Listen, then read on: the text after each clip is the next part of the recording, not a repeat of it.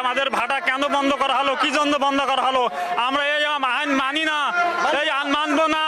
হাজার হাজার লোক বসে আছে কামের জন্য। আমাদের ছেলে মেয়ে কিভাবে খাবে, কিভাবে বাঁচবে? আমরা কি করে খাবো? নইলে আমাদের কাজের ব্যবস্থা হোক, আর নইলে আমাদের বুকের উপর দিয়ে গাড়ি নিয়ে যাওয়া হোক।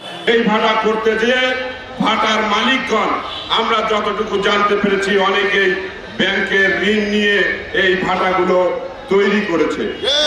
তাদের এই ভাটা তৈরি করার পর নীলফামারী জেলায় যে 44টি ভাটা রয়েছে, এই 44টি ভাটায় প্রায় 10 হইতে 15,000 কর্মচারী শ্রমিক এখানে কাজ করে।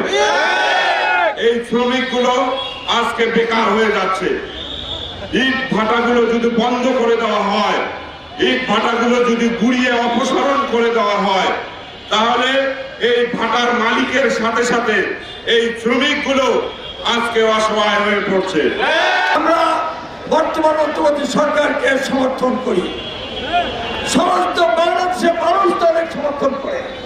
তারা ভালো কাজ করবে, আমরা সমর্থন দিয়েই যাব।